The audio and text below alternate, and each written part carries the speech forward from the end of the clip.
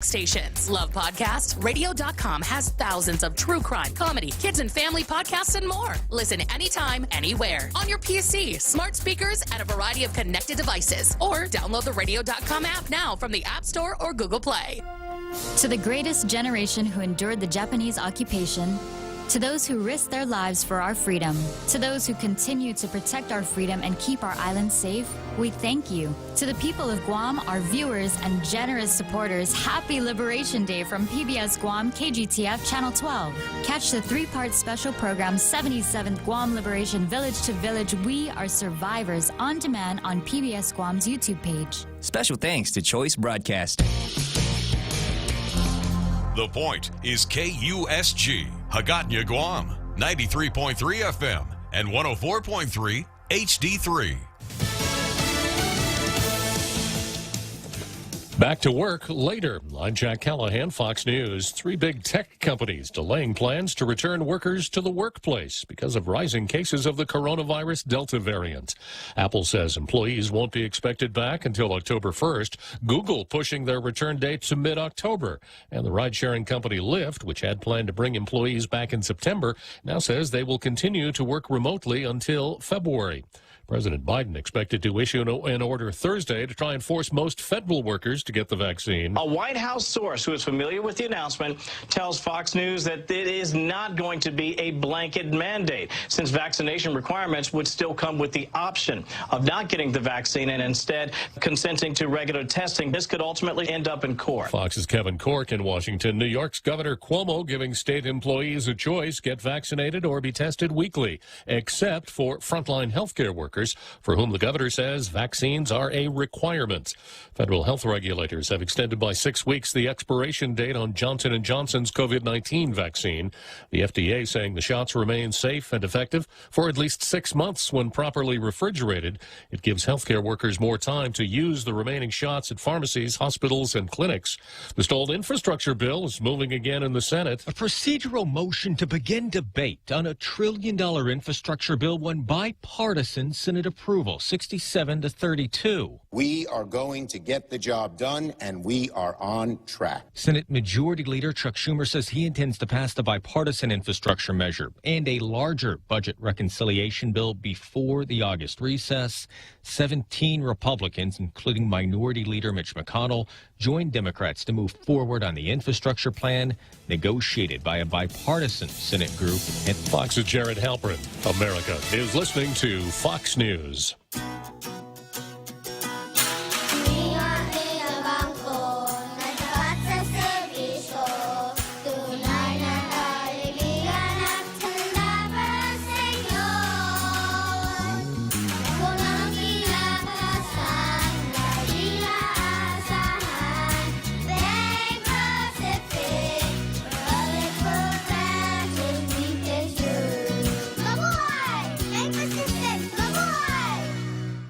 Leah Dunca from Security Title here with a little information about trusts. A trust is a legal entity capable of owning property. It can protect property from issues such as lawsuits or divorce and can be used to distribute property and avoid probate. Many trusts start as revocable but become irrevocable when the initial trustees die. Work with your estate planning attorney to see if a trust is a good fit for your family property. Call the professionals at Security Title. We are here to help. The chairman of the Federal Reserve Board says the country's economy is improving and getting closer to federal inflation goals. Jerome Powell offering a positive outlook on the economy going forward. We won't have an extended period of high inflation. We think that some of it will fall away naturally as the process of reopening the economy moves through, and it could take some time. In any case, we will use our tools over time as appropriate to make sure that we do have inflation that averages 2% over time. And Chairman Powell says more vaccinations would also boost confidence in the economy. The Interstate 40 bridge linking Arkansas and Tennessee that was closed after a big crack was found in it back in May will begin reopening next week. The eastbound lanes of the Hernando de Soto Bridge over the Mississippi River will reopen to limited traffic beginning Monday morning. Traffic on the bridge had been diverted to the nearby Interstate 55 bridge during the I-40 bridge repairs. An infamous jewel thief has learned her fate. Investigators say 60-year-old Lulu Licatos stole nearly $6 million worth of diamonds from a luxury jewelry store in London in 2016 by posing as a gem expert, appraising the diamonds for a buyer. Instead, she swapped them for pebbles in an identical bag, which ended up locked in the jeweler's vault while Licatos passed the real jewels to an accomplice outside the store and fled to France, where she lives. 2 men have already been sent to prison for the heist. Licatos was arrested last September and extradited to Britain, convicted Wednesday of conspiracy to steal and sentenced to more than 5 years in prison. She claims the thief was her younger sister, who died in a car crash 2 years ago. The diamonds have never been recovered. Lisa Brady, Fox News. At the Summer Olympics, American swimmer Caleb Dressel wins the gold in the men's 100-meter freestyle. U.S. pole vaulter Sam Kendricks is out of the games after testing positive for the coronavirus. I'm Jack Callahan. This is Fox News. Hafade, this is Congressman St. Nicholas. Your congressional office would like to remind you that pandemic unemployment assistance is set to expire on September 6th of this year. We encourage the people of Guam to seek out active employment as much as possible, as jobs continue to remain limited, and we want to prevent hardship for our people at the conclusion of the PUA program. Thank you, and si tuos mahase. This ad was paid for with official funds from the office of Congressman Michael F.Q. San Nicolas. Diving and seeing our coral reef full of life. I really love hiking the trails. I really love going to the beach. The sunsets are amazing. Your island needs you. Help preserve what makes our island home. Stop those who threaten our wildlife, plants, and environment. Install the free Toka app and report poaching, littering, burning, and other environmental crimes. Call 864-TOKA or install the free Toka app today. This public service announcement is brought to you by the Department of Agriculture, UOG Sea Grant, and Choice Broadcasting. Do you feel like you're missing out on something?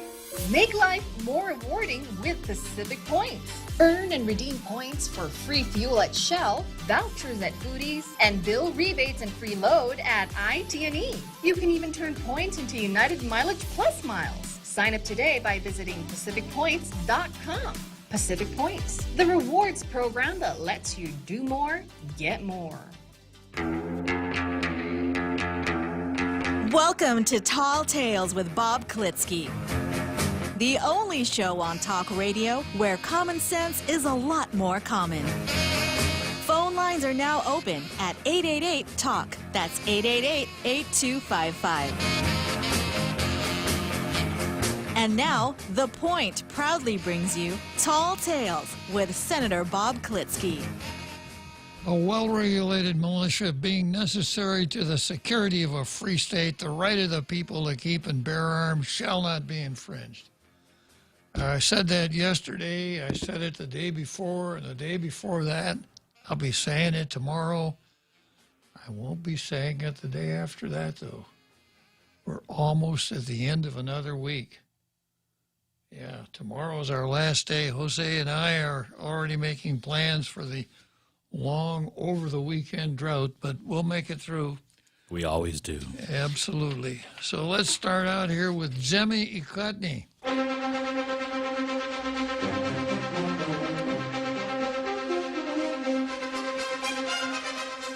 And as usual, I examine the editorials running in our 2 daily newspapers, compare and contrast the two, mark them up with my blue pencil if necessary, and when I'm finished, I will award the coveted Blue Star to the better of the two. The Blue Star, however, never goes by default. On many occasions, there is no award of the Blue Star because neither editorial is meritorious. I think maybe today is going to be one of those days. Here's what the Daily News says. Our view, help Guam reach its goal of 80% vaccination. Now, Ray Gibson kind of stole the thunder from this editorial on Facebook, didn't he? Sure did. Yeah, breaking news. Ray Gibson says he has an inside source that says that we're there. So the editorial says we're at the point in Operation Liberate Guam where the number of people who still need shots could fit in a large airplane or hotel ballroom. As of Tuesday, the island's adult population was 79.5% vaccinated, with 328 people still needing to be vaccinated. Once 80% of the adult population is vaccinated, Governor Leon Guerrero will lift restrictions on gathering and social distancing. While we'll still be required to wear masks, businesses will operate without any restrictions on capacity. When vaccines first arrived on island, eligible people lined up for hours trying to get shots. Now, even incentives of cars, cash, and gas cards aren't bringing the last few people to outreach clinics. You can help. If you aren't vaccinated yet, now's the time. It's free and convenient.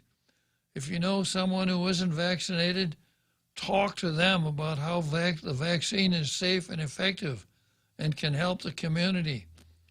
The Centers for Disease Control and Prevention has listed several myths and facts about the vaccine.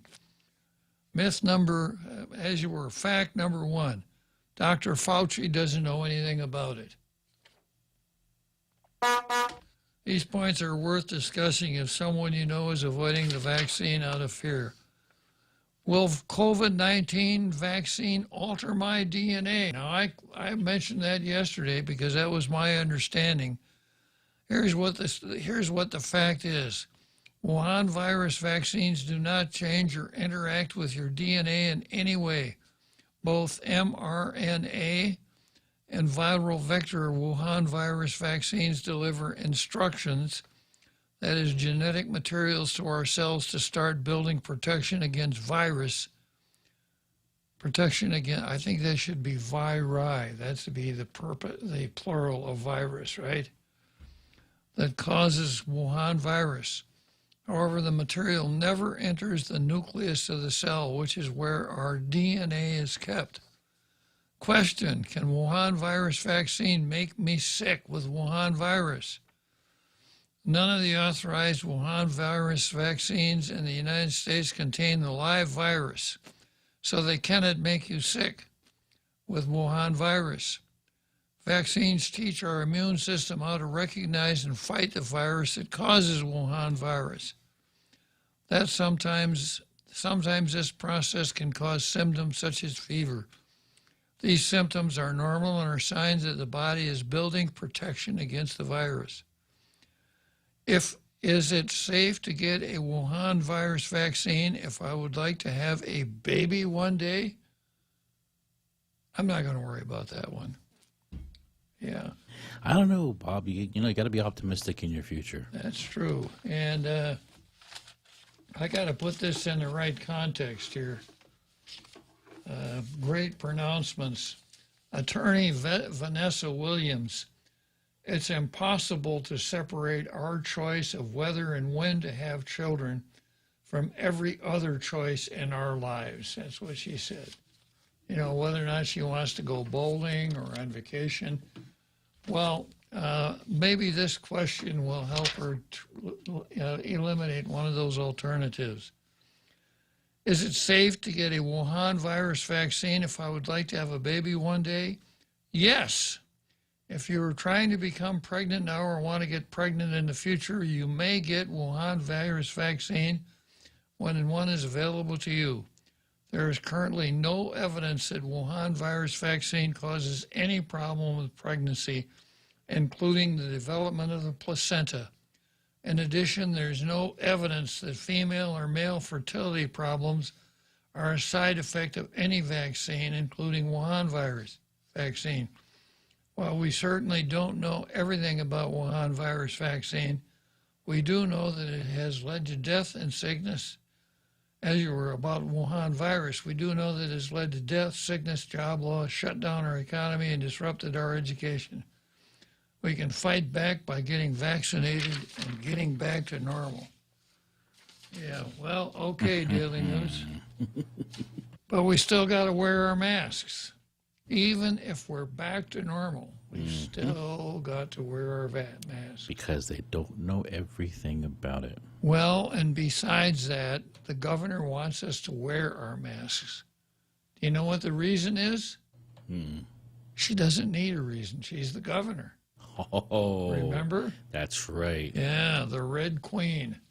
And if anybody says, Governor, we have herd immunity now, our CAR score is down to a fraction, there's no hospitalization, the emergency's over, several people want to know why we have to continue to wear masks. What do you say to that, Governor? Off with their heads. Of course.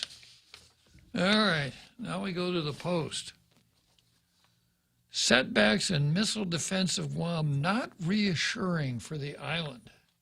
Now, I would have expected this column to be written by Michael Bavacqua or Uncle Robert or the commission to rebut citizen statements under the auspices of Melvin Wonpat. It has been made clear from previous military and defense analysts' reports that Guam could be the target of a missile attack. We all hope this won't happen, but at the same time, we Guamanians need to know that we are adequately protected by a comprehensive missile defense system. The risk of a potential missile strike toward Guam became international news when North Korea specifically mentioned Guam. This led to the rotational deployment to Guam of the truck-mounted Terminal High Altitude Area Defense Missile System to the island in April of 2013. But North Korea was last decade's threat. China's advances in the development of missiles have become more of an issue. Military officials have, in the past few years, indicated that Guam faces the risk of being in the crosshairs in the event of missiles being launched from China at U.S. military bases. The defense of Guam is one of the priorities this year for the U.S. military's Indo-Pacific Command, said Admiral Phil Davidson in March when he was head of the command in testimony to the U.S. Senate Armed Services Committee. Davidson said China is a threat to Guam now, as shown by Chinese submarines circumnavigating Guam and the Northern Mariana Islands in recent years. He also pointed out Chinese military propaganda released about a year ago that showed Andersen Air Force Base as a potential target. I think everybody's seen that, right? Guam is a target today. It needs to be defended and it needs to be prepared for the threats that will come in the future, because it's clear to me that Guam is not just a place that we believe we could fight from, as we have for many decades. We're going to have to fight for it. In the Senate committee hearing, Davidson was trying to make the case for a comprehensive missile defense system that protects Guam more effectively from the air, land, and sea. He's advocating the Aegis Ashore system, which has a price tag of $1.6 billion. Davidson relinquished chairman of the Hawaii-based Indo-Pacific Command to Admiral John Aquilino the following month.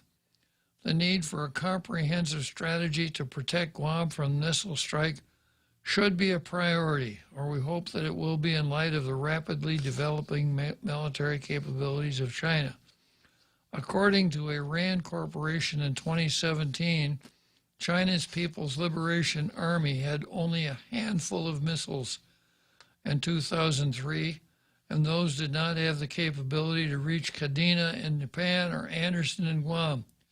By 2017, China had developed thousands of missiles capable of striking Kadena and hundreds of missiles with a range that could reach Guam, according to RAND. The issue of missile defense for Guam has come up in public again in a not reassuring way for all of us 160,000 people who live here. Instead of providing full financial support for a safer Guam, the U.S. House Representatives Appropriations Committee shaved off the Missile Defense Agency's $78 million request in fiscal 22 defense spending bill by nearly $16 million due to unjustified growth. The lack of a more detailed spending plan for Guam's missile defense system seems to be part of the problem. While supportive of the defense of Guam from ballistic, hypersonic, and cruise missile threats, the committee notes that the report on the defense of Guam from integrated air and missile threats required by the National Defense Authorization Act for fiscal 2021 has not yet been submitted to the Congressional Defense Committees, Defense News reported, citing House Appropriations Committee notes. So I was going to blame it on the House Appropriations Committee, but it looks like we've got to go back and blame the Department of Defense for not submitting their papers on time. Additionally, the lack of detailed information on the budget request, especially a request for $40 million in procurement, is troubling. Therefore, the committee has denied funding for procurement and reduced the amount recommended for research, development, test evaluation until the Department of Defense submits the required report and adequate budgetary information for the committee to make informed funding decisions on these efforts. Missile Defense Agency Director Vice Admiral John Hill acknowledged in a House Strategic Forces Subcommittee hearing last month that he had promised a report to Congress by June, Defense News reported, but given the complexity of it, that's going to take us a bit longer there, Defense News quoted the director. Oh, not a good sign. We have high expectations for you guys in the Pentagon. Good, we don't want to deal with the Department of Excuses. I'm curious of what this complexity is. Well, I can understand that, because you have to weave it into, all kinds of detection devices and what Oh, the technological. Oh, I thought you meant like the political complexity. No, the technological part. That's, the political part's not going to come from the Defense Department. The technological part of it. Well, it didn't used to. Yeah, that's right. Yeah. So I'm still optimistic. I take a certain sense of comfort from the fact that defense officials have recognized what our situation is here. And looking at it from a strictly cost-benefit analysis, their investment is too great to put it at risk. So I think we're going to find that Aegis Ashore type missile defense system. Now, there is one troublesome thing. I learned way back during the Reagan administration, during the Star Wars era. I don't know if you remember that, Jose. I remember that. But Reagan said, we're going to build this missile system, this missile defense system called the Star Wars system, that no missile is going to be able to get through. And the Soviet Union objected to that vehemently. And my sense was, why are they objecting? Unless they're telling us, hey, it's not fair, you're building a system that we can't penetrate with our missiles. Well, when I read some of the defense analysts' take on that, what they said was there isn't a missile defense system in existence at that time that could keep every single missile out that the Soviet Union sent. If the Soviet Union strikes first, if they shoot first, all the missile defense in the world is not going to keep their missiles out. So if we have invested a huge money in defense system, missile defense system, it's because we're not going to let them shoot first. We'll shoot first, and then our missile system will be able to keep out the retaliatory weapons, missiles. So I don't know if that's still a valid understanding. I suspect that it is. So if we're going to shoot first, we've got to have adequate missile protection, or the retaliatory missiles might get us. Okay, so much for Demi Cotney. Let's see what we got on the card today. Let's see, I want to spend just a minute on Wokesters versus the Boy Scouts. I was so troubled by that yesterday. I just hated to leave it unfinished. I hope I still have it. And then I've got the Governor versus GPA, Topaznia versus Michael San Nicolas, Insular Cases versus Barnes, and Lefties versus Cops. Well, let me see if I can hunt down that column on the Boy Scouts.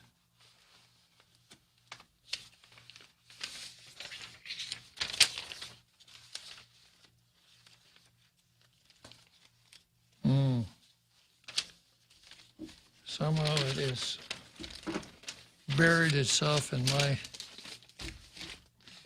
my super accurate record keeping system.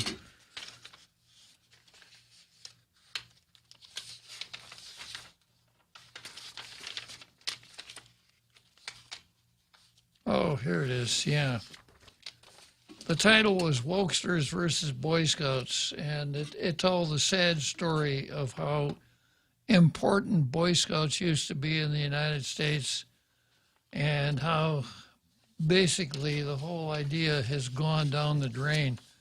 I'm just going to pick up here on page 3. A scout is woke? This whole wokeism thing is what's ruined the Scouts, like almost everything else that I cherish in the United States.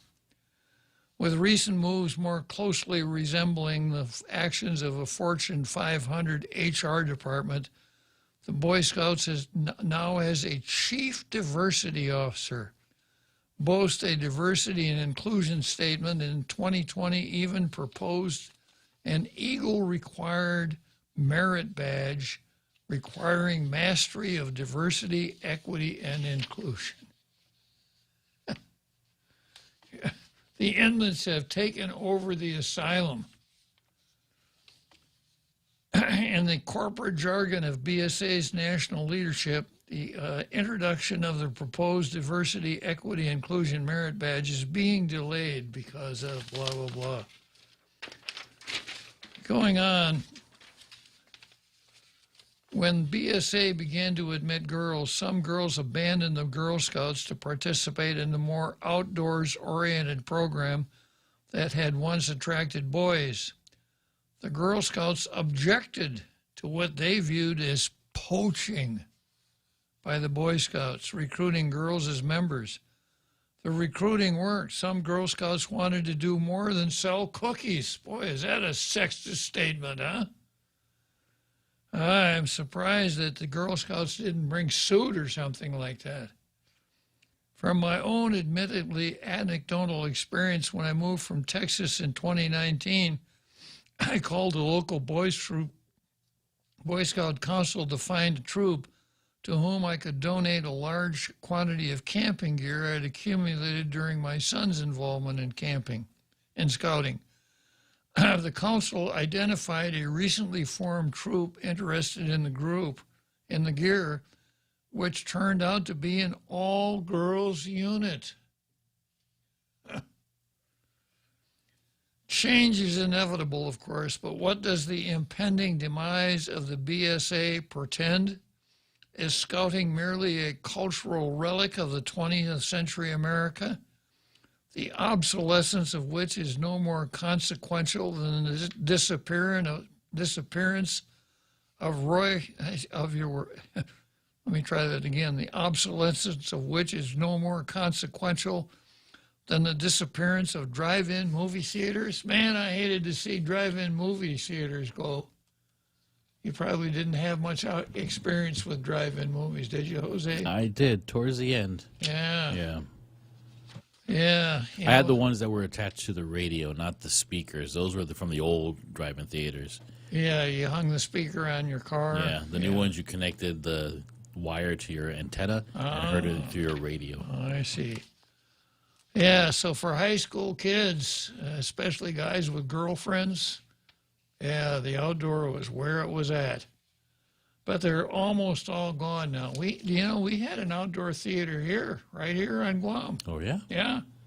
Epaw Road, about where Ambrose is. Right in that area, a little bit off the highway. Yeah, we had, and the name of it was the Marine Drive-In. What a catchy name, huh? Yeah. Written in. Yeah, I think Typhoon Pamela, I think, got it. So, is scouting no more consequential than the disappearance of drive-in movie theaters, Roy Rogers lunchboxes, transistor radios, or poodle skirts? Or does the Boy Scouts represent a canary on our cultural coal mine? Yeah, let's take a short break here and we'll come back to the cultural coal mine.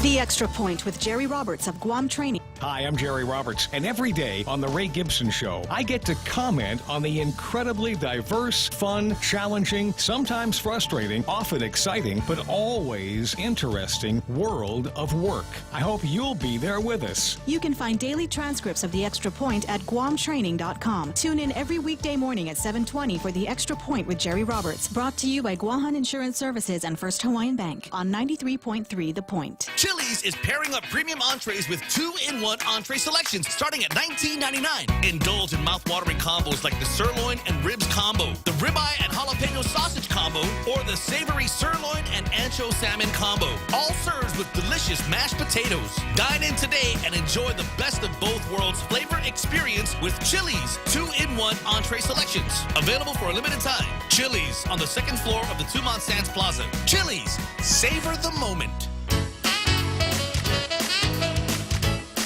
We now return to Tall Tales with Bob Klitzkie, soaring over the confusion with his superpowers of truth. Call 888-TALK. That's 888-8255. So, rereading that sentence again, does the BSA represent a canary on our cultural coal mine? I suppose I had to explain that phrase, cultural canary in a coal mine, for those who haven't heard it before. Canaries are much more susceptible to carbon monoxide than humans are. So the story is that coal miners would always carry a canary in a bird cage down into the coal mines with them. So if there were poison gas, they would know, because the canary would die and they wouldn't. They'd have time to get out of the coal mine. Pretty good expression, canary in a coal mine. Does BSA represent a canary in our cultural coal mine, a warning sign of a moral threat to our collective well-being that we ignore at our peril? The Boy Scout oath serves as a shorthand for the American creed. On my honor, I will do my best to do my duty to God and country and to obey the Scout law, to help other people at all times, to keep myself physically strong, mentally awake, and morally straight. Man, that last one, I don't know, that's pretty radical, Jose. You can't be, the wokesters aren't going to like that. If the belief system underlying BSA, by which I mean the pre-woke concept of scouting, has fallen out of favor, Americans have cause to be very concerned. Personal excellence, doing my best. Well, we know we don't do that anymore. We've done away with classrooms for highly talented students, standardized tests. Anything that looks like meritocracy, we now know is racist, so we have to do away with it. Devotion to God and country, individual responsibility. When you can blame something that happened 100 years ago for where you are nowadays, that'll never work. And commitment to bourgeois values, trustworthy, kind, thrifty, brave, are traits essential to the preservation of civil society. Nihilism, narcissism, and hedonism are not foundations for a stable community. It's what we're working on right now, though. Nihilism, narcissism, hedonism. How about legalizing marijuana, right? Yeah, all in the name of hedonism. The failing health of the Boy Scouts is attributable to many factors, but clearly represents what bowling alone, author Robert Putnam calls a decline of social capital. Now, what bowling alone read, what it said was this, that, say, in the 1960s, literally millions of people in the United States were members of bowling teams. 6 members on a bowling team. They'd bowl once a week. It was really popular in my little hometown. That almost everyone 21 years of age or older belonged to a bowling team. Well, in this book, Bowling Alone, it was pointed out there are more people bowling now than ever before, but only a fraction of the number of bowling teams. People go bowling because they want to be alone, or maybe take their girlfriend, not because they want to participate with 5 other people on a bowling team.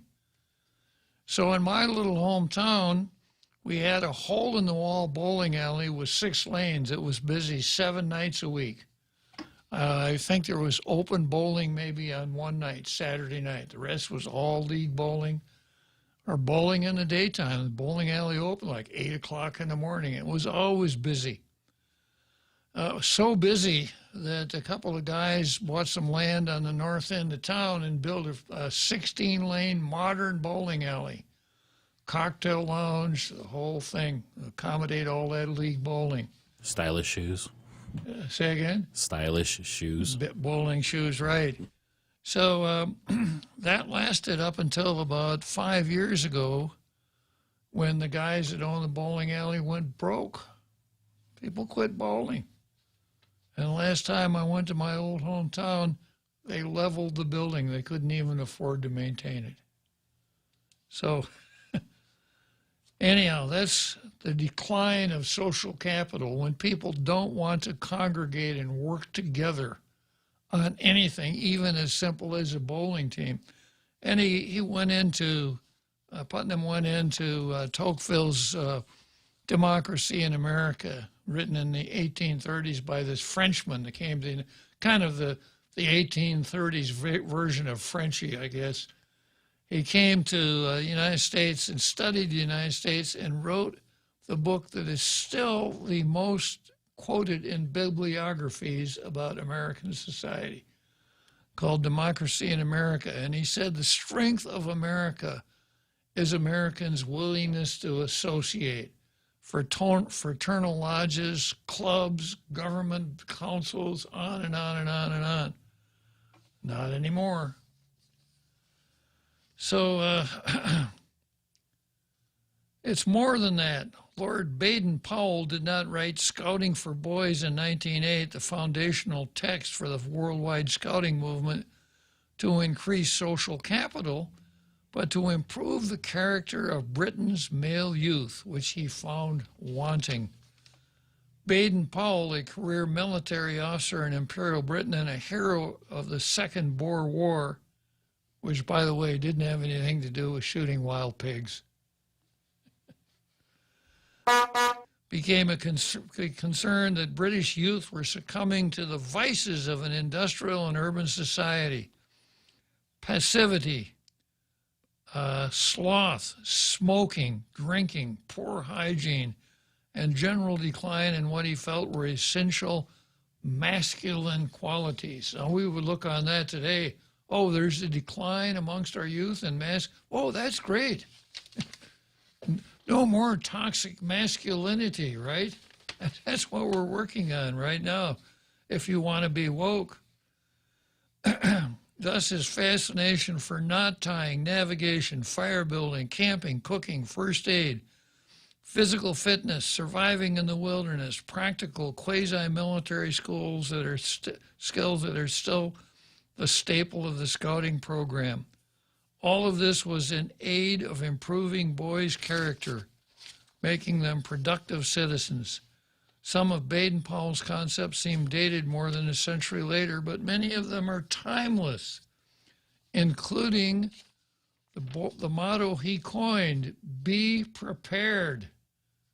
You know, it's such a good motto that the Coast Guard stole it, translated it to Latin, "Semper paratus," be prepared. Playing video games with an Xbox or PlayStation is no substitute for learning outdoor skills. Call of Duty or Fortnite will not teach boys the qualities they need to become young men and productive citizens. Without compulsory military service, the only exposure many boys will have to discipline, teamwork, male authority figures, and the reinforcement of positive masculine traits such as honor. Now here we go again. Positive masculine traits. Whoa. How can anybody put those words in writing? Positive masculine traits such as honor, courage, determination, chivalry. Don't you dare open the door for women anymore, Jose, unless you want to get your face slapped. I can get it myself. Self-reliance, and self-reliance will be through participation in competitive sports, strong families, and programs like scouting. Even America's service academies are no longer reliable instructors of these virtues. They're woke. The Boy Scouts used to take seriously its stated mission, preparing young men, they changed that to people, to make ethical and moral choices over their lifetimes by instilling in them the values of the Scout Oath and law. This is a critically important project that no other institution in America seeks to undertake. The Boy Scouts have wandered far off course and lost sight of Lord Baden-Powell's mission, possibly squandering his legacy and that of BSA in the process. This is so sad. It's so true and so sad that that what we're raising nowadays, you know, that these, yeah, I'm not going to talk about it anymore. It's just too sad. And what's the word? Is it unrecognizable, irrecognizable? Yeah. I don't even, that was a big part of my childhood growing up. I too was a Cub Scout. Yeah. I remember Webelos. I remember going into Boy Scouts. I was in the Order of the Arrow, all the way up to first class, and then being military moved around. But if I was to bring somebody there to it, I'd be like, I don't know what this is. Yeah. Well, one of the things that I'm kind of proud of in my 82 years, I earned the Wolf Badge. Oh, I remember that. When I was a Cub, mm-hmm. A Wolf Badge, yeah. Okay, so where were we here?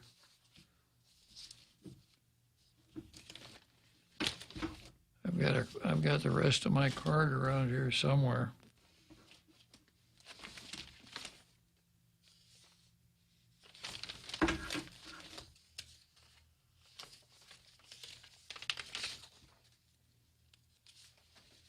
Yeah, first item on the card, governor versus GPA. The governor has announced that she's going to do something that is going to be injurious to the Guam Power Authority. Yeah. Now, I know a lot of people out there are going to say, no, Bob, that's wrong. It's good because high power bills are really bad. Yeah, okay.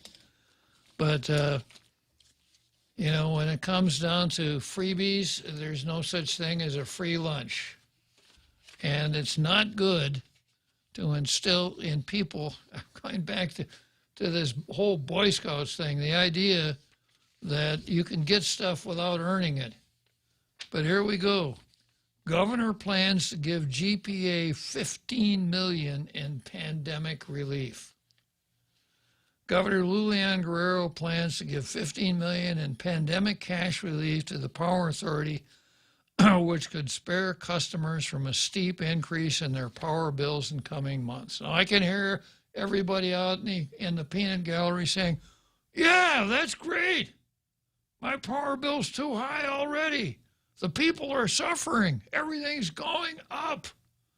Hooray for Governor Lou. I'm going to remember that next election. Governor Lou, thank you very much. And then Governor Lou says, it's the least I can do with somebody else's money. The Public Utilities Commission is scheduled to meet Thursday evening to discuss and vote on a proposed increase to the fuel surcharge, which is the most expensive part of customer power bills. Now, the fuel surcharge, also known as the LEAC, the Levelized Energy Something or Other Costs. And what it means is this: we all know that we burn oil to generate electricity. And we all know that the price of oil is not stable. If you didn't know it any other way, you'd know, because your gasoline prices keep going up and down. Less than a year ago, we got down below $3 a gallon. This year, we got up pretty close to $5 a gallon. The more the price of oil increases, or the more the price of oil fluctuates, the price of gasoline fluctuates. And the oil that we burn in our power plants does the same thing. So we have to spend money to buy oil to generate electricity. So when the price of oil goes up, we've got to spend more money. Since we can't be changing the prices as often as the oil prices fluctuate, we do it every 6 months.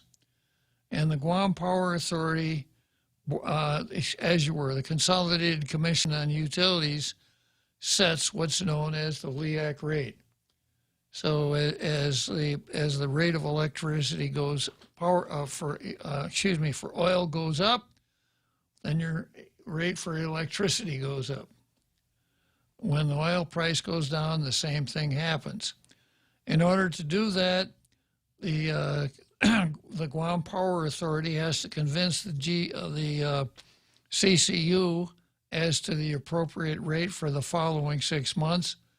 CCU then has to convince the Public Utility Agency, which is the regulatory body that regulates all public utilities on the island, that the rate is appropriate and justified. And there's a lot of higher math that goes into this. It's a pretty scientific process, and I think it works very, very well. I commend both the CCU and the power and the GP, the PUC, on the way this works out. So that's what we're talking about here. GPA faces a $30 million cash shortfall because of rising fuel costs for its generators. Petitioned the PUC to increase the fuel surcharge from the current 11 cents per kilowatt hour to 16.75 cents per kilowatt hour. A residential customer who uses 1,000 kilowatt hours of power per month currently pays $204.61. Their bill, why don't they say residential customers, and then it will come out right? Some of them transitioned from off-island to residential, so... Yeah, so they say residential customers, and then they use their. I suppose it's to show that they're woke, right? Their bill would increase to $262.17 if the PUC increases fuel surcharge, also known as the Levelized Energy Adjustment Clause. The higher cost would take effect Sunday through February 1, 2022. The governor controls about $604 million in federal coronavirus state recovery funds earmarked for Guam. But she has not released her spending plan for the money, pending final guidelines from the federal government. The $15 million for GPA would come from fiscal recovery funds, according to the governor's office. Governor Leon Guerrero anticipates including this money for GPA in her investment plan. However, that plan is pending Final rule, said the governor's spokeswoman, Crystal Paco San Augustine, formerly known as Crystal Paco. Simon Sanchez, a member of the Consolidated Commission on Utilities, said in order to provide relief to customers, GPA has proposed using $15 million from its accounts to help offset part of the $30 million in projected fuel losses. He said $10 million would come from GPA's self-insurance fund and $5 million would come from GPA's capital improvement fund. So even without the governor's $15 million, we're also starting to eat some of the seed corn, aren't we? Yeah. This is not a good thing. If the governor can give GPA $15 million in pandemic relief on top of that, it could offset most, but not all of GPA's fuel shortfall and allow for a smaller increase in the fuel surcharge, Sanchez said. It's still going to go up, but not as much, Sanchez said. It's a big help. Between that assistance from the governor and the offer of $15 million by GPA to use some of its resources, that could help the PUC mitigate the proposed adjustment. So we're not going to pay it right away. And it's just going to go away. We'll never have to pay it, right? We will? Yeah, we're going to have to pay it later. Will it be easier to pay it later than now? Sanchez said as of Wednesday morning, the governor's office had not officially informed the CCU or GPA about any plans to give pandemic funding to Guam Power Authority. Sanchez said he's waiting for the Lieutenant Governor, Josh Tenorio, to issue a press release. That's how we do business now. No more executive orders, press releases. The sooner we can get that confirmed in writing, we would like to tell the PUC about it, Sanchez said. We think it's great news for the ratepayers. Welcome news. Well, I'm going to be a contrarian again. I think it's bad news for the ratepayers. Give me a short break here and I'll come back and tell you why. When's the last time you looked at your homeowner's insurance? An easily overlooked part of covering our home is what's inside of it. Over time, we buy things we don't want to lose, but don't update our contents coverage. The smart thing to do is get the answers and level up our insurance to make sure we're totally protected. That's the Insurance Extra Point. Get out there and make something good happen today by calling Guahan Insurance Services at 475-1162 or visit us at the Camacho Landmark Center in Tamuning. Mezcla, read all about it. Check out Mezcla Chamorro Fusion Bistro in Tuman for lunch. Serving up some savory seafood specials such as spicy garlic shrimp, candied salmon, or better yet the local favorite, snapper or shrimp escabeche. Available only during lunch hours. Make sure to come down and try these tasty specials and more. Call 969-2652 for more info or to make a reservation. Located at the Grand Plaza Hotel in Tuman, Mezcla Chamorro Fusion Bistro. A true taste of Guam.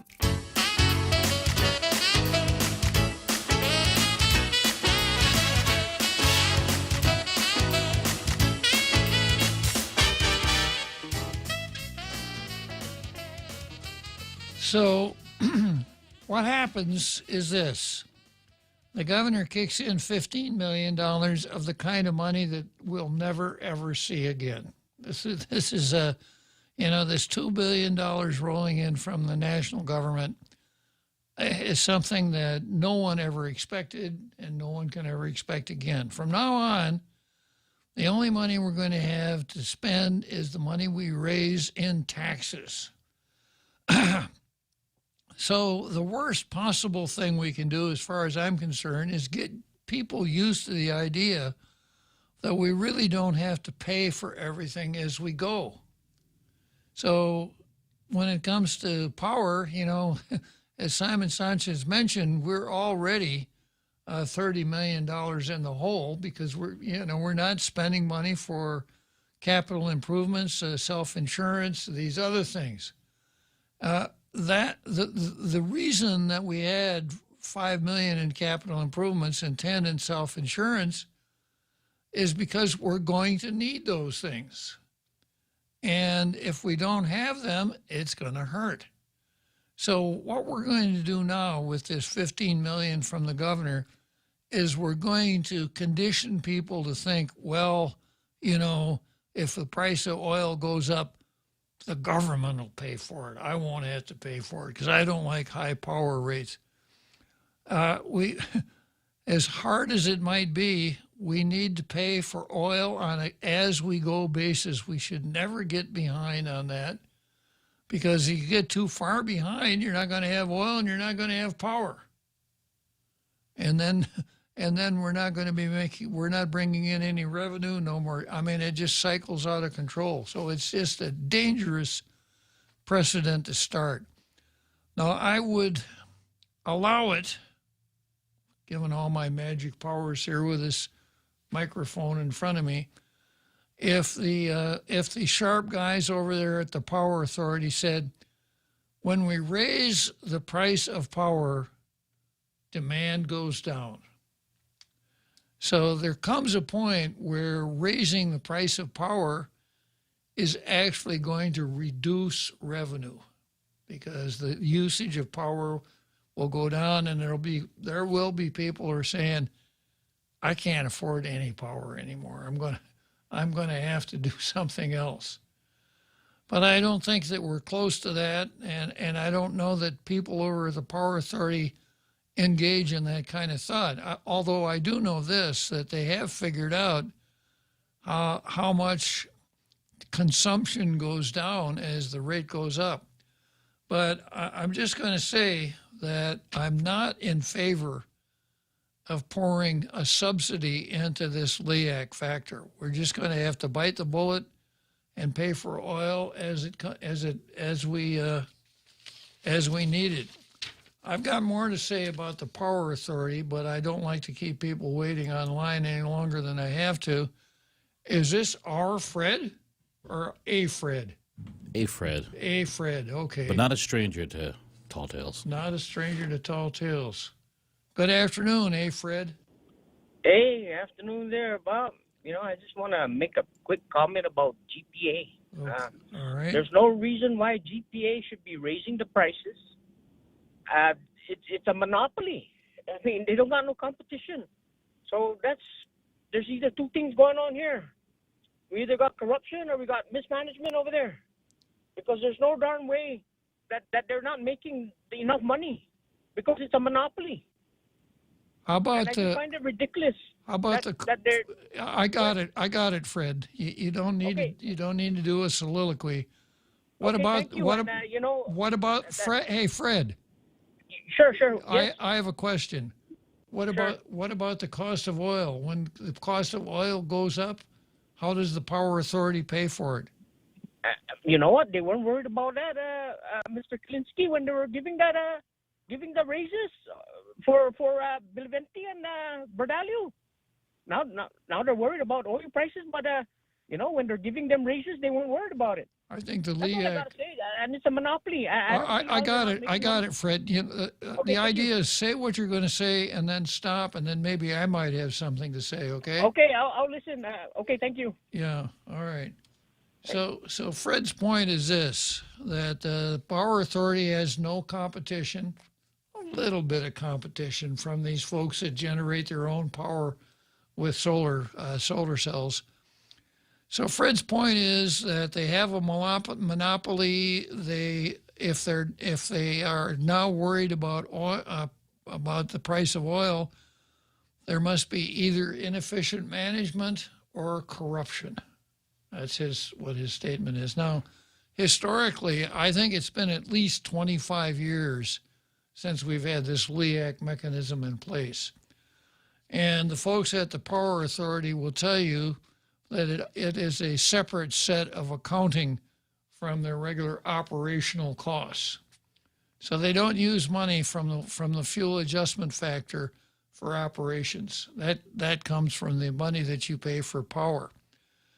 And I hear what Fred is saying, that I don't think anybody was more critical of the Power Authority and the Water Authority when they back in 2018 when they bungled that open government law matter and gave out those high raises.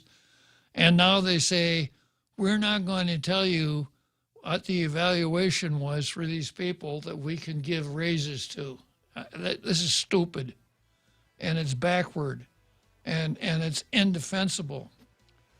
But there is another side of this story, Fred, and I'm going to get into that when I come back from the big halftime show.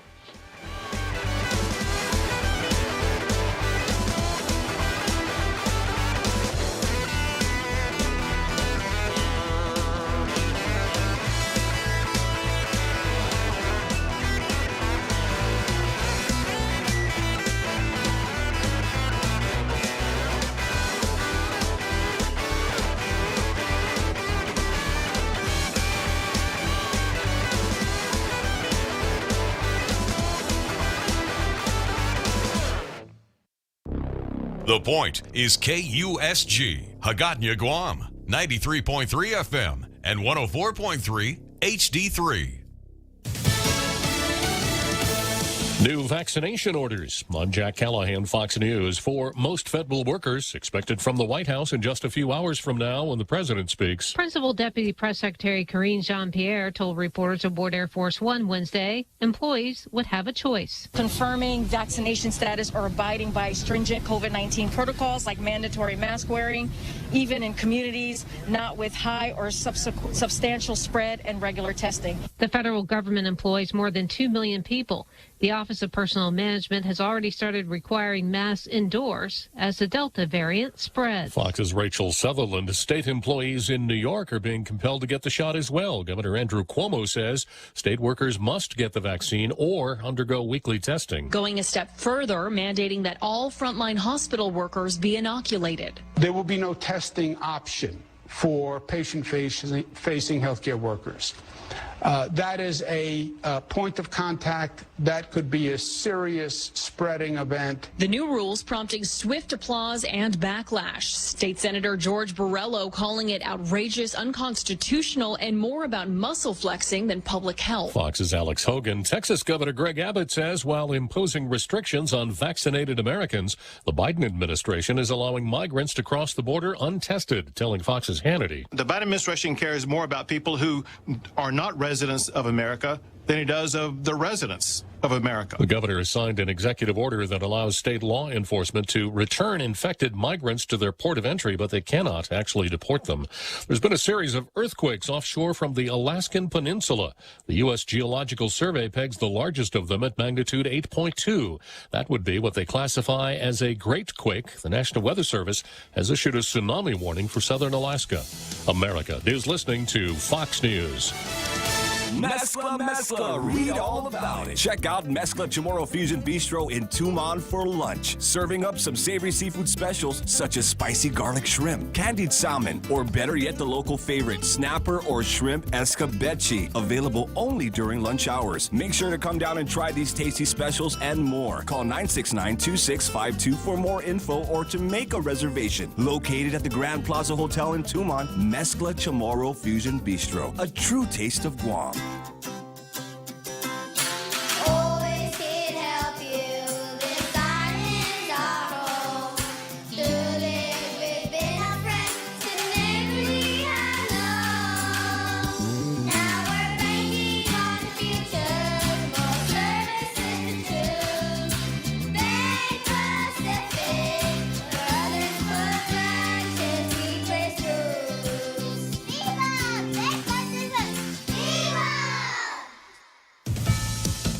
The compromise infrastructure bill has cleared a procedural vote in the U.S. Senate. Lawmakers can now begin debating the legislation that calls for roughly $550 billion in new spending. The Biden administration believes it will help create millions of jobs and help the United States compete with China. I believe that we should be able to work together on the few things we do agree on. A big portion of how this infrastructure bill will be paid for is expected to come from unused COVID relief dollars, worth more than $200 billion. In Washington, Mallory Rivera, Fox News. The FDA has taken action that will make it easier for people to get a cheaper version of brand name insulin at the drugstore. Unless a doctor specifically prescribes a brand name, it could save diabetics millions of dollars a year.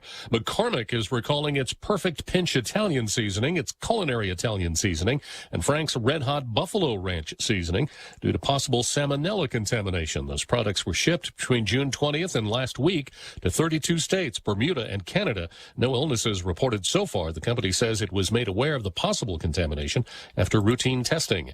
It's draft day in pro basketball. The NBA draft makes its return to the Barclays Center, the home of the Brooklyn Nets, for this year's selection process. The first time the draft has happened in the month of July since its first go-around in 1947. The Detroit Pistons are on the clock for the first overall pick, and GM Troy Weaver is not showing his cards one bit. We're going to continue to do our work and turn over every stone and land where we're going to land. It's the first time since 1970 that the Pistons have the number one pick, followed up in the draft order by the Houston Rockets, with the Cleveland Cavaliers, Toronto Raptors, and Orlando Magic rounding out the first five. The NBA draft tips off at 8 p.m. Eastern. Matt Napolitano, Fox News. American swimmer Caleb Dressel has won his second gold medal, winning the 100-meter men's freestyle in new Olympic record time. I'm Jack Callahan. This is Fox News. Pastrami is back at Subway. Pepper-crusted beef layered with crispy pickles, mustard, and melted provolone cheese. Nothing comes close to the pleasure of sinking your teeth into that chewy, juicy, well-seasoned pastrami. It's happiness in a sub. Head down to the nearest Subway restaurant and satisfy your craving for the deli perfection that is pastrami. Subway. Eat fresh. Pastrami sub is available at all Subway locations on Guam and Saipan, including NCS, for a limited time only. When's the last time you looked at your homeowner's insurance? A homeowner's policy protects much more than just your house. It also protects you against claims from someone being hurt on your property. If a visitor is injured at your place, how much are you covered for? The smart thing to do is get the answer today. That's the Insurance Extra Point. Get out there and make something good happen today by calling Guahan Insurance Services at 475-1162 or visit us at the Camacho Landmark Center in Tamuning. Hafaday, this is Congressman St. Nicholas. Your congressional office would like to remind you that pandemic unemployment assistance is set to expire on September 6th of this year. We encourage the people of Guam to seek out active employment as much as possible, as jobs continue to remain limited, and we want to prevent hardship for our people at the conclusion of the PUA program. Thank you, and situas mahase. This ad was paid for with official funds from the office of Congressman Michael F.Q. San Nicolas.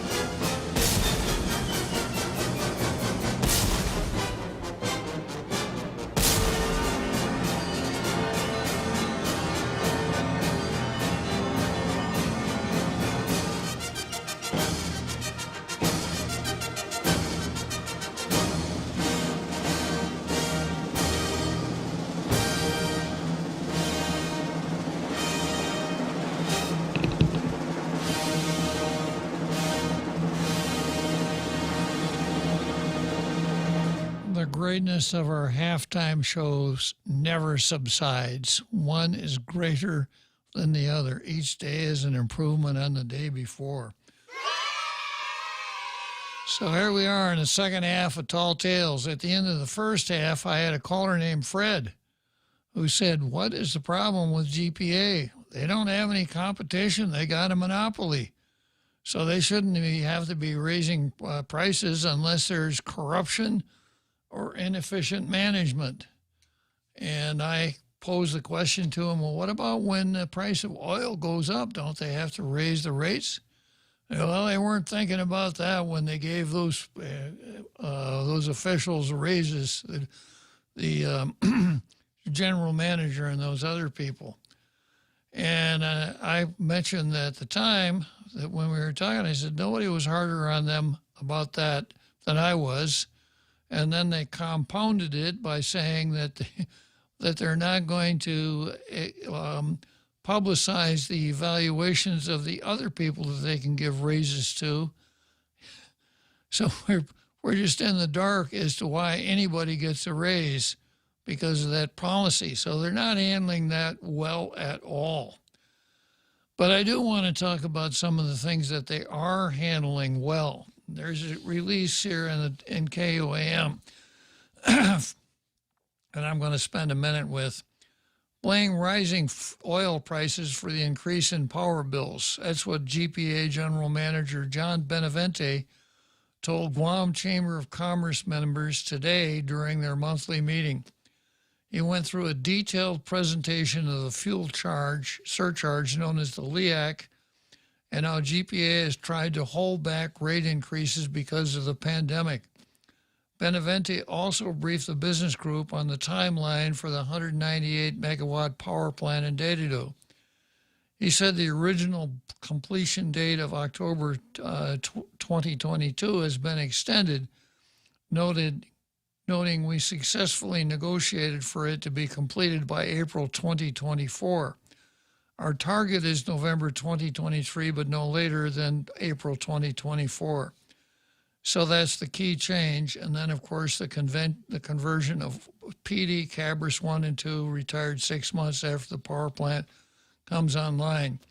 GPA is under a consent decree with the U.S. EPA to complete the new plant or face heavy fines for violations of the Clean Air Act caused by the other plants. The new plant will burn low sulfur diesel and would eventually use natural gas. Upon current fuel prices, wait a minute here. Yeah, I'm missing. Oh, wait a minute. Simon Sanchez, a member of the Consolidated Commission on Utilities, said in order to provide relief to customers. Oh, wait a minute. I've read that story already. Anyhow, filling in some of the blanks here. The LEAC is necessary as long as we're dealing with fluctuating oil prices. I was at that Chamber of Commerce meeting yesterday. If for no other reason, it just felt good to be going somewhere for a change, you know. And I suspect the other member of my household felt the same way, having me out of the house. John Benavente gave it must have been a 45-minute presentation. He said he had 100. He did PowerPoint. He said he had 100 slides, but he cut it back to 60 slides. And he really gave a very good comprehensive brief of where we are as far as power is concerned. He's a smart guy. He is a very smart guy. We're really lucky to have him. And one of the things that he pointed out was he showed us a graph where I think in like around 2000, 2001, Power Authority had over 600 employees. It's down to around 400 now. Wow. Yeah. Is that from streamlining? Yeah. Yeah. You remember not too long ago when they bought some technologically sophisticated meters, and they didn't need 8 meter readers. And they said, sorry, folks, but that's it for you. Now, the folks over there on the left thought that's awful. They've got families, et cetera. But consumers like us, yeah, that's how you hold the power rates down. And Benavente also showed a graph as to how much the operating costs of GPA are, and they're dead level, notwithstanding what our Fred said. So those are good signs. And our Fred, notwithstanding that bump with the salaries and the terrible way that the Consolidated Commission on Utilities stomps all over the open government law and the Sunshine Law, I'd have to say it's a very well managed agency. And I blame it all on the CCU. Before the CCU came along in 2001, in effect, our governor was the CCU. Our governors were basically running the two utilities, power, water, and telephone back in those days. And in the end of the 20th century, a song called "The Load Shedding Blues" was almost the Guam hymn. You heard it all the time on the radio. And the announcements for load shedding were constant. And if I said it, I said it as often as I say the Second Amendment nowadays. I don't care how much you charge me for electricity. Just give me as much as I need. No more of this on and off, 2 hours on, 2 hours off. It was really, really bad.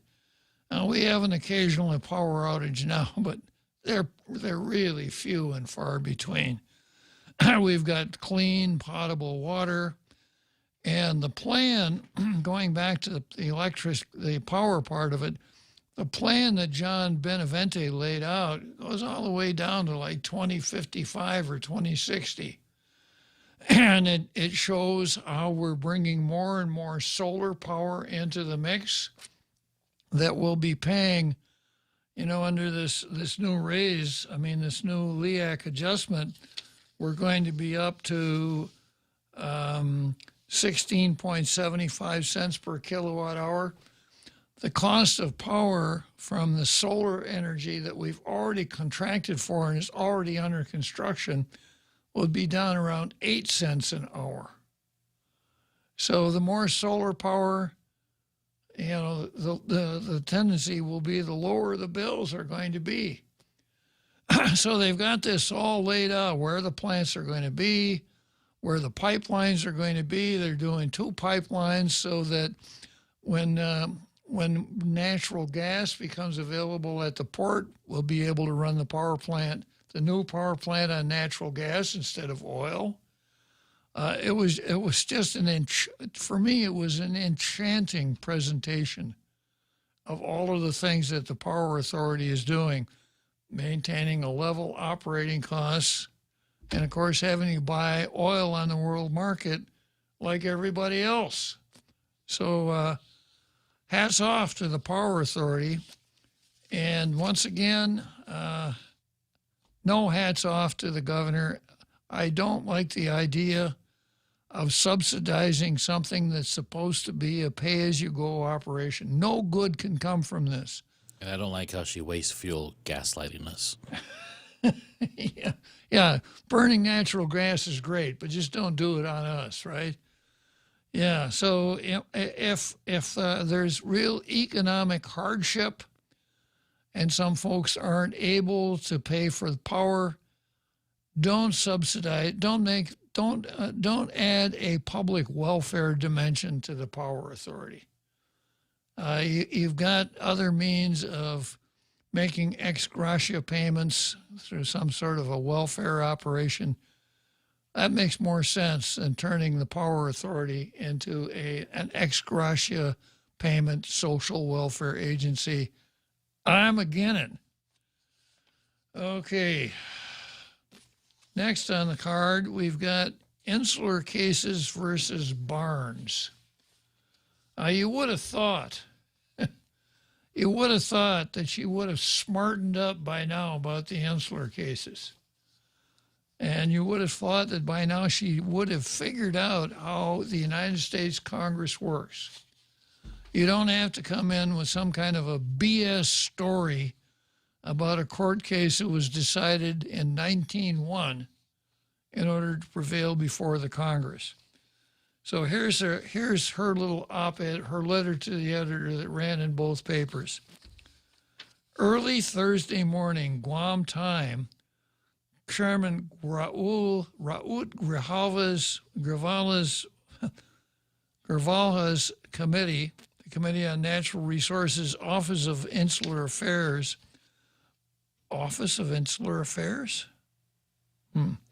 was to hold a full committee hearing relative to the president's fiscal 22 budget priority for the territories, Medicaid, supplemental security income, and SNAP priority. I reflect on an opportunity I had in May to testify before Congress, which I wasted. No, she didn't say that. Before Congress in support of House Resolution 279, which calls for the rejection of the insular cases that allow the United States government to extend unilateral power over the unincorporated territories. During my testimony, I urged Congress not to wait for the courts to undo the damage. It's going to be a couple centuries. To undo the damage caused by the territorial incorporation doctrine. I wonder who writes this stuff. I join my territorial colleagues in advocating for equal access to federal programs like Medicaid, SSI, which Congress can do through the use of their plenary powers. Did anybody say that when your stupid resolution was pending, Tina? Therese Terlahi did. Yeah.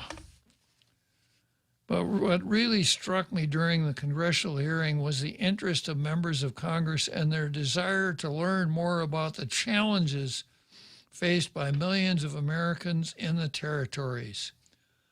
Whose fault is that, Tina? They admitted their knowledge was lacking, but they were willing to listen. And now they have the opportunity to follow with action.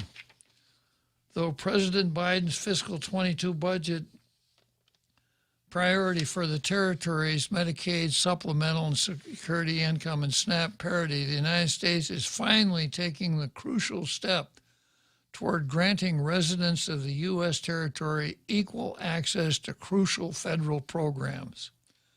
But I will be one of the first to acknowledge that more needs to be done to achieve true parity. I'm working on a letter to Representative Grijalva right now asking for the law to change so that we can pay federal income tax. I'm interested in nothing but absolute parity. Yeah. We need more advocates like attorney Rodney Jacob, who represented the Schaller twins in their pursuit of justice in the application of SSI benefits. Well, with all due respect to Rodney Jacob, he did a bang-up job with the Schaller twins, and I will refresh your recollection. Two twins who have a rare disease, a congenital disease that severely impairs their mobility. They were living in Pennsylvania. Because of this disability, they were both drawing SSI payments. SSI is Supplemental Security Income. It's administered by the Social Security Administration of the United States, but it's far different from Social Security. You don't have to pay in a nickel to be eligible for SSI. And unlike Social Security disability payments, that is Social Security disability payments, it's means tested. So the less money you make, the more SSI payments you get. So both the sisters were drawing SSI when they lived in Pennsylvania. One of the Schaller twins moved to Guam, and because SSI is not available on Guam, first person out there who says second-class citizen, I'm going to come out and bop you right smack in the nose.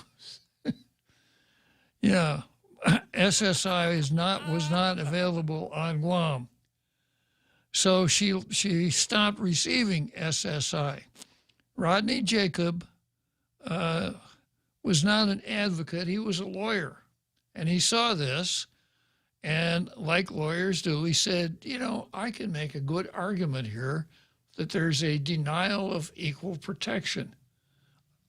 Perfect plaintiffs, identical twins, same disease, different classifications based on geography, classic equal protection, which is what he did. And to his credit, he won. He won his case here at the District Court of Guam. It's on appeal to the Ninth Circuit. This is not advocacy. This is lawyering. Lawyers advocate for every single one of their clients. This is not something unusual or out of the norm. No disrespect to Rodney, but that just wasn't what he was doing. Tina goes on to say, we must build on the partnerships we have with the Biden administration, as well as our territorial brothers and sisters in the Marianas, the Micronesian region, and broader Pacific, and our brothers and sisters in the Caribbean. Brothers and sisters? They're going to be allowed to vote in the plebiscite. Yeah. Yeah, they're all Chamorro. They're brothers and sisters, right? Well, I don't know how much good it's going to do us to hitch our stars to the other islands in the Micronesian regions, which are not part of the American system. And I don't know, you know, when all of the territories have the same complaint, we don't get no respect. We don't have a vote in Congress. How they're any stronger if they unite than they are if they're by themselves. I would like to see our representative in Congress go out there and do the best he can for our island and not unite with his territorial brothers and sisters just for the purpose of solidarity. Tina goes on to say, we must continue to push for parity in federal programs like federal income tax. We must not let it go to waste because we're too busy engaging in personal or partisan political battles, just as we did with the WICHE program, W-I-C-H-E, where we got the leaders of Guam, CNMI, Samoa, FSM, Palau, and Marshall Islands, Department of Interior together for a common goal of making higher education more accessible for our people, and succeeded. We must use the strategies that have been proven to work. Well, one of the, and then she goes on, with the issues that are of importance to Guam, finally at the forefront and receiving the attention it deserves, we must come together and advocate for each other because we are stronger together. Well, I have a suggestion then, Tina. Stop beating up on the Navy. Stop slandering the Navy. And just to refresh our recollections here on the Resolution 56, there was a letter that ran in the Daily News. It reads like this. An open letter to Vice Speaker Tina Munia Barnes on Resolution 56. Your Resolution 56 is at best an exercise in demagoguery based on a false premise, which, if adhered to, would have dire consequences for our island. The foundation is a slanderous slam on the Navy, coupled with a deceptively dishonest reading of a Supreme Court case. I have set out 3 offensive whereas clauses from your resolution edited for length. First one, whereas the United States Navy in its U.S. Navy report on Guam, 1899-1950, described the people as savages. Remember that? A plain reading of this clause is that between 1899 and 1950, naval officials called Chamorros savages. 2 more whereas clauses emphasize the slander. Whereas approximately 20,000 Chamorros, the same Chamorro people whom the Navy had called savages in the insular cases deemed unfit to be Americans, and whereas the same Chamorro people whom the U.S. Navy had called savages in the insular cases deemed unfit to be Americans. The beginning of the Navy report contains this subheading, Introduction, Guam 15/21/1899, followed by these 2 paragraphs. For uncountable centuries before Magellan the circumnavigator discovered it for Saipan, as you were for Spain, in 1521, Guam, the largest Pacific island between Hawaii and the Philippines, was the, quote, navel of the world to seafaring Micronesians who made yearly trading voyages thither in fleets of flimsy outrigger sailing canoes. Then came the white man in caravels whose stone-slotted cannon and arquebuses were deemed, by 16th century standards, the best instruments for the civilization of pagan savages. It's just a figure of speech. The proud Guamanians, the super race of the Pacific, possessing an indigenous and complex civilization well adapted to their environment, fought back. This is what Tina pulls out of there. Let's see, that was omitted, so nobody will ever know. No, she saw the word savages in there. Aha! Yeah, and I've used this before. Some would say, yeah, she was cherry picking. She's not cherry picking. She's horse apple picking. And I hope she washed her hands after she got done. The introduction covers 378 years of Spanish administration before the beginning of the naval administration of our island. If you would read the second paragraph of the report, you'd find that far from referring to Chamorros as savages, the report actually states the proud Guamanians, super race of the Pacific. Senator, if you had made similar statement under oath in court, you would have been skirting the boundary of perjury. Your resolution continues to gaslight using the insular cases as a vehicle. Professor Ann Hattori of the University of Guam led the way when she was quoted on national TV on Last Week Tonight with John Oliver. Quote, the United States flag is flying over these lands, so some people said, well, doesn't that mean American laws apply? In 1901, the insular case is basically the judgment of the Supreme Court. The new territories were inhabited by an alien races, and they may not be able to understand Anglo-Saxon laws. Therefore, the Constitution doesn't have to apply. You got to be a historian to get it that wrong. All right, let's take a short break, and when we come back from the break, I'm going to finish up with Tina, and we'll have a chat with another Joe. The Extra Point with Jerry Roberts of Guam Training. Hi, I'm Jerry Roberts, and every day on The Ray Gibson Show, I get to comment on the incredibly diverse, fun, challenging, sometimes frustrating, often exciting, but always interesting world of work. I hope you'll be there with us. You can find daily transcripts of The Extra Point at guamtraining.com. Tune in every weekday morning at 7:20 for The Extra Point with Jerry Roberts, brought to you by Guahan Insurance Services and First Hawaiian Bank on 93.3 The Point. To the greatest generation who endured the Japanese occupation, to those who risked their lives for our freedom, to those who continue to protect our freedom and keep our island safe, we thank you. To the people of Guam, our viewers and generous supporters, happy Liberation Day from PBS Guam KGTF Channel 12. Catch the 3-part special program 77th Guam Liberation Village to Village We Are Survivors on demand on PBS Guam's YouTube page. Special thanks to Choice Broadcasting.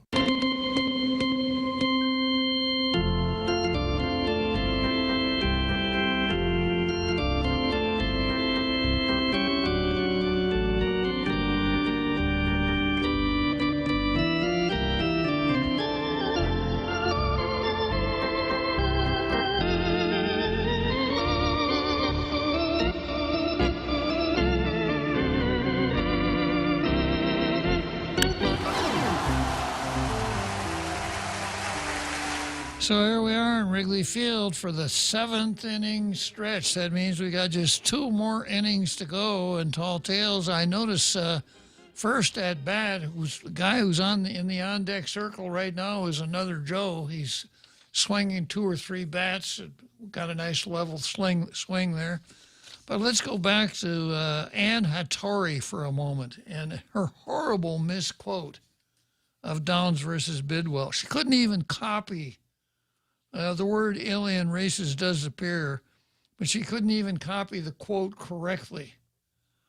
And then she took it completely out of context. So it's another example of gaslighting. It fits right in here with Tina's technique. So while we should be able to expect more from a university professor, what Hattori said is not only dead wrong, but an example of Robert Lynn's edict. It's easier to believe a lie that one has heard 1,000 times than to believe a fact that one has never heard before. And that's why I had to keep coming back to this. Downs versus Bidwell, which is what Tina means when she's referring to the insular cases, is not racist if that's what you're pointing to. Hattori was trying to quote Downs versus Bidwell, a Supreme Court case decided in 1901 dealing with importation of bananas from Puerto Rico into the port of New York. Here's the actual judgment of the Supreme Court. Quote, "We are therefore of the opinion that the island of Puerto Rico is a territory appurtenant and belonging to the United States, but not a part of the United States within the revenue clauses of the Constitution. And the Foraker Act is constitutional so far as it imposes duties upon imports from such island, and that the plaintiff cannot recover back the duties extracted in this case." It tells you what it's about.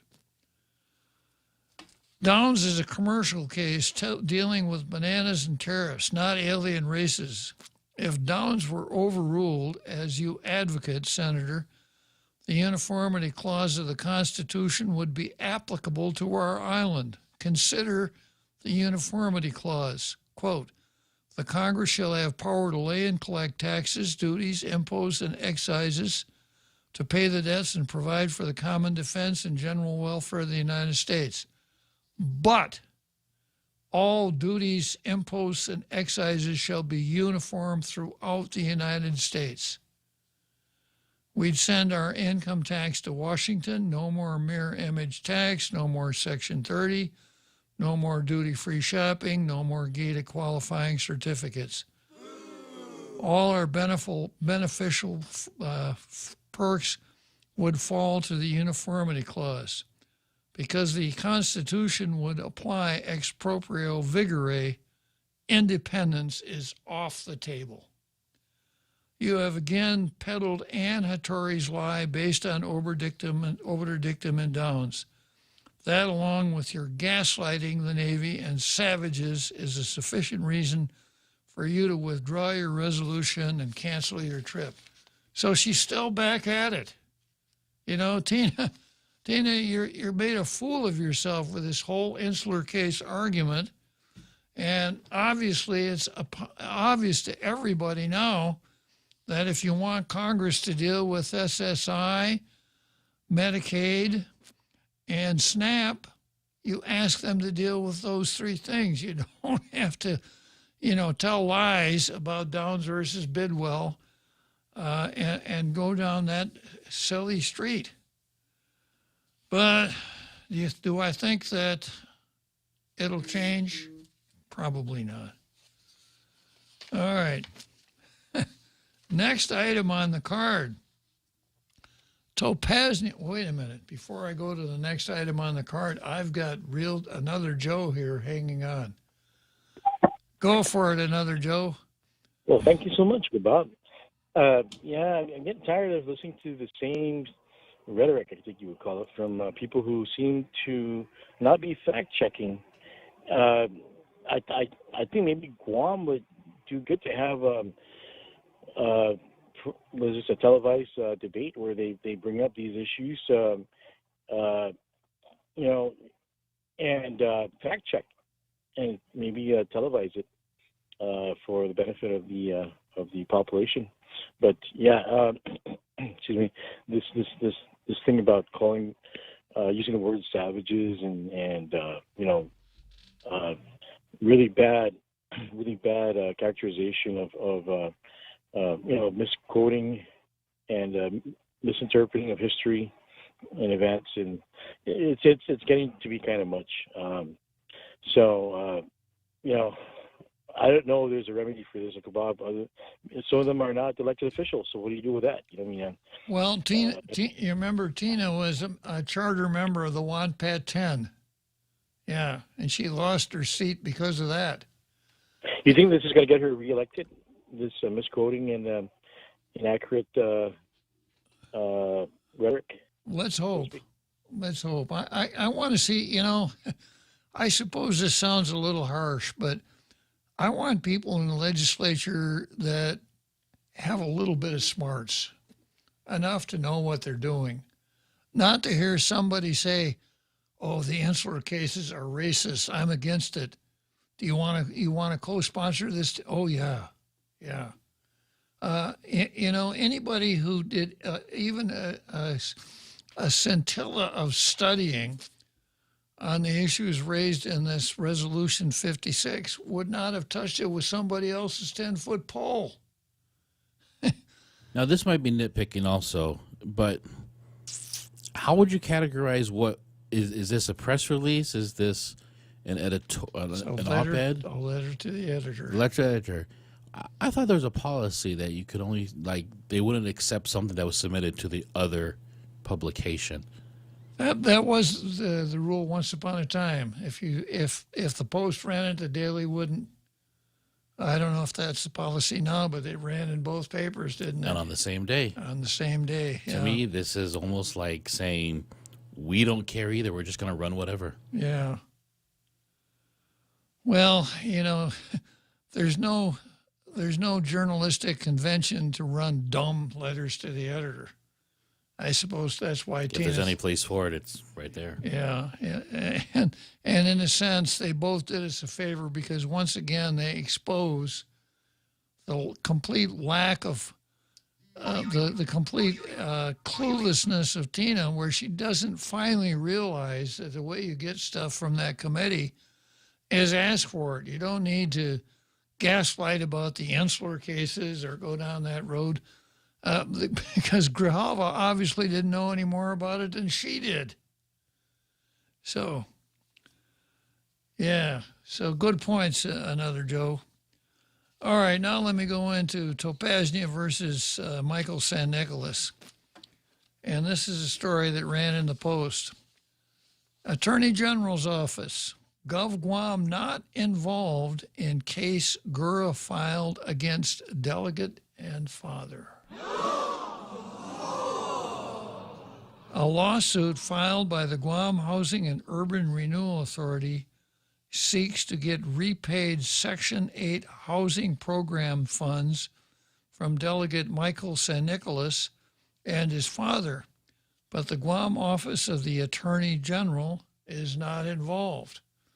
Now, my sarcastic sense of humor causes me to say, well, we've seen that a lot of times. There are a lot of reasons. A lot of times the Attorney General, there's a hot issue. He just doesn't want to get involved. The AG's office has declined to pursue the case on behalf of the government of Guam. The lawsuit was signed by Gura Executive Director Ray Topaznia and filed by Gura Legal Counsel Joseph McDonald. The lawsuit was initially kept confidential. Yeah, well... It was a personnel matter, Bob. Yeah. Well, the parties waited to hear if the AG's office would pursue the matter, which stems from lease contracts that began nearly a decade ago before San Nicolas became a public official. The AG's office declines to pursue the case on behalf of Gov Guam, wrote Deputy Attorney General James Canto in a filing before the Superior Court on July 26. Gura filed the lawsuit as a person, as used in the False Claims and Whistleblower Act, and does not represent Gov Guam as a government entity, according to Canto. Now, I'm going to stop here. My recollection is that the False Claims and Whistleblower Act is something that San Nicolas got through the legislature. And it is patterned on similar federal legislation. It comes from a common law remedy called qui tam. And what it means is this: if a citizen is aware of a government engaging in fiscal irregularities, the citizen can file suit. And if he recovers a judgment, the money goes to the U.S. Treasury, but the citizen gets to keep a commission, something like 25%. And once the citizen has filed the suit, he can notify the Attorney General, and the Attorney General can take over the suit if he so desires, but he doesn't have to. And the citizen can still pursue the litigation on his own. Now, the statute does use the word person, and the Guam Housing and Urban Renewal Authority is arguably a person. Maybe it is, maybe it isn't. Corporations, we all know corporations can be persons, and we all know that there are things that are Government of Guam Corporation. There's the Guam Housing Corporation as a corporate board of directors. And that's considered a legal person. That would be a legal person. But the Guam Housing and Urban Renewal Authority, maybe they share a cubicle with the officer of the governor. Could be. So I don't know if Gura comes within the definition of a person or not. I suspect we'll find out, because I suspect San Nicolas's attorney will raise it. Say, you don't have standing. You're not a corporation. Get out of here. So it's interesting. Another thing, that we have a section in our code that anyone who sues, that private counsel can sue on behalf of the government, but in order to do that, private counsel must be designated a special assistant attorney general for that particular person. For that particular case. Now, maybe Joseph McDonald has figured this way of getting around it, that he doesn't need to be a special assistant attorney general, and that Gura is a person, and that it can actually bring this litigation in this form. But one has to wonder why the attorney general didn't bring suit qua attorney general, as attorney general, if there is a viable claim against San Nicolas, because we'll find a little bit more of this as we go into the article. The lawsuit was filed against Delegate San Nicolas and his father, Miguel San Nicolas, for allegedly making false claims relative to conflicts of interest in their housing assistant payment contracts. Gura is seeking to recoup payments made during the period in which the alleged conflicts took place, in addition to a myriad of other relief. The HAP contracts at the center of the lawsuit apply to landlords participating in the Housing Choice Voucher Program of the U.S. Department of Housing and Urban Development, otherwise known as Section 8. We're up there. It's time to go to Churchill Downs. When we come back from Churchill Downs, I'll come back to Gura versus San Nicolas.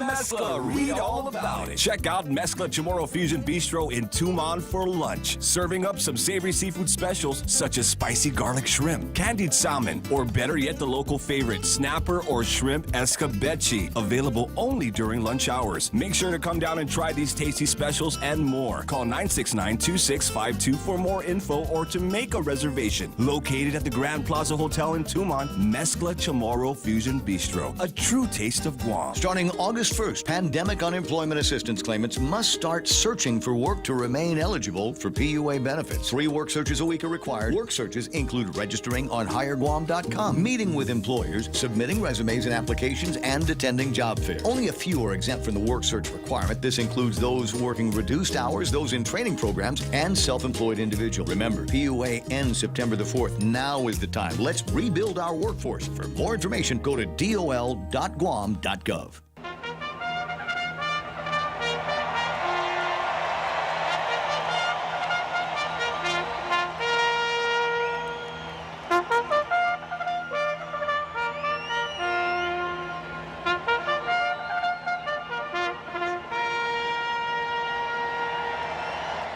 So here we are, Churchill Downs, Louisville, Kentucky, watching Ray Topaznia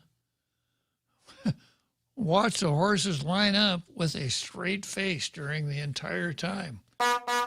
You'll recall that B.J. Cruz, when he was discussing a matter with that Ray Topasnia had said that Topasnia could lie with a straight face.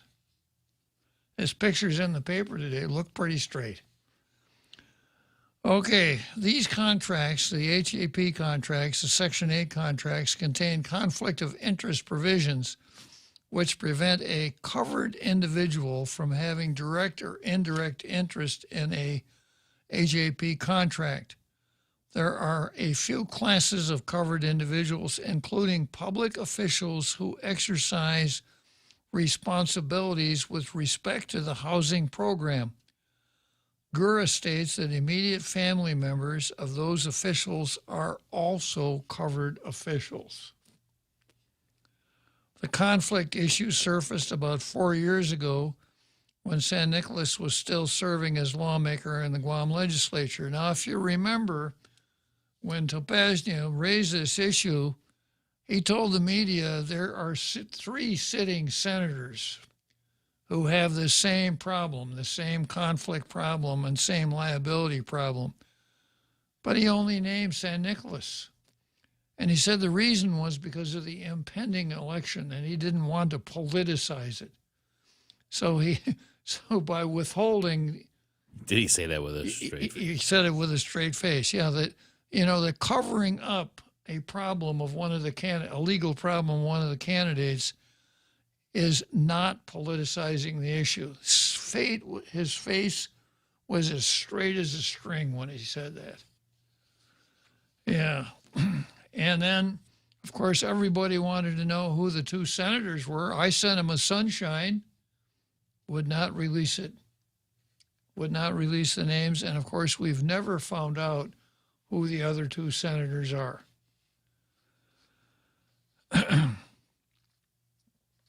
The conflict of issue surfaced about 4 years ago when San Nicolas was still serving as a lawmaker in the Guam legislature. At the time, he said he would sever ties with his Section 8 tenant to remove any conflicts of interest, but added that he was not notified of the conflict until February 2017. Gura management accused him of failing to end his conflict of interest over the years, which San Nicolas called materially false. In late 2020, the Office of Attorney General opined that the HAP contract indicates the owner should disclose prohibited interest to the Housing Authority, Gura in this case, or HUD.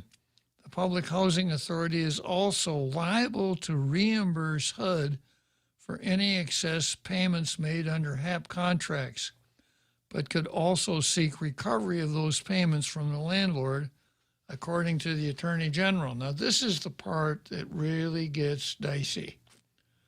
The Attorney General knew exactly about this in 2020. The Attorney General says, yeah, HUD has caught you, so you're probably going to reimburse that money, have to reimburse it to HUD. But your remedy is to recover the money from the individuals involved, and that way you come out even. You got to pay HUD, they got to pay you. So the Attorney General knows all that stuff. So one would have thought that at that time, the Attorney General would have at least sent a demand letter to San Nicolas and his father or whoever, and failing a proper response, file suit. That's what attorneys general do. And if a government agency has a claim against somebody, then the Attorney General sues, or as I mentioned earlier, makes the private counsel who represents the agency a special assistant attorney general, so that private counsel can sue in the name of the government. The Attorney General didn't do that. So what happened? You got to figure this. Now, somewhere buried in the minutes of a Gura meeting, you should be able to find this, where Topaznia with a straight face says, yeah, we got to repay HUD, but we can sue to recover the money from the San Nicolases. The only problem is the Attorney General says he won't file suit. Now, does that mean that the Attorney General doesn't think that the claim is tenable? In other words, that the Attorney General doesn't think that he could win that lawsuit, so he's not going to file it? Is there some other reason? Why isn't the Attorney General filing? And then, of course, because of that, then Joseph McDonald, private counsel, hired by Gura, is bringing the suit forward. The whole thing doesn't smell very good. And I would hope that that the Post pursues this just a little bit harder. You know, a reporter could have asked either one, why is McDonald counsel in this litigation instead of an assistant attorney general? Mr. Topaznia? Point of clarification, Bob? Yes, sir. Gura is an agency of Gov Guam, Yes. but run by federal. Well, they'll go to great lengths to tell you that they are different from all other government agencies because of the interlacing of their mechanics with the national government, and that is correct. So could there be some violations of federal laws or statutes? That's why they got to pay the money back. Exactly. Yeah. And that's another reason that I'm wondering, is it true that the Guam Housing and Urban Renewal Authority can be a fictive person when it comes to filing a lawsuit? Now, I do know this, that Gura has, with private counsel, has filed condemnation suits. In fact, that's part and parcel of what Gura does. When we have the 3 urban renewal projects, Gura condemned a huge number of pieces of private property, private counsel, but always designated as assistant attorneys general in the process. So something it just isn't right here. And I really wish that someone would pursue it. I could file some sunshines, I suppose, and try to get to the bottom of it. Maybe I will. But the Post uncovered this, and it really, the reporters involved here should ask the hard questions. They get to the edge of the thicket, and then they say, wow, there's a lot of trees here. I wonder what this is. And somebody way back about 200 yards behind them says, hey, it's a forest. Yeah, well, that's Gura. So the next item on my card is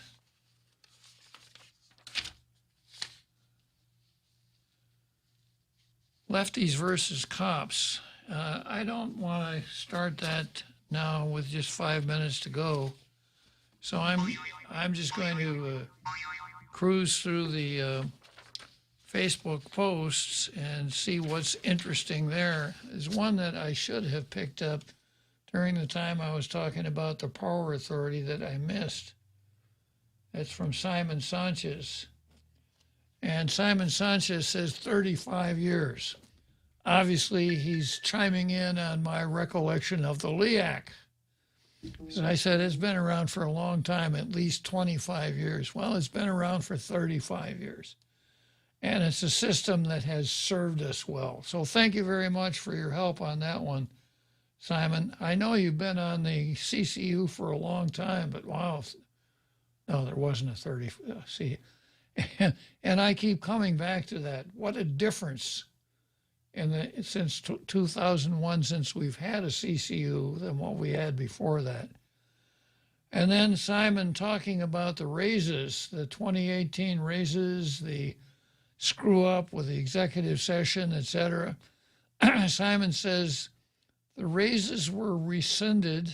He says recircled, I think. No, he says rescinded and repaid. Well, I'm curious about that because in my Sunshine Law requests, I found that one of the raises went to a certain Kelly Clark. Yeah, who's kind of the Jim Moylan of the Water Authority. He writes letters. And he committed to pay $25 a payday, which would mean it would take him 7 years to pay off his illegal raise. So, Simon, if Kelly Clark did pay that off, I think your ratepayers would like to know it. So you might want to publicize, put out a statement about recovering all of those illegal raises. I'm sure your ratepayers would appreciate it. I would appreciate it. One less Sunshine Law request that I don't have to do. Okay, we'll be back tomorrow and we'll see you then.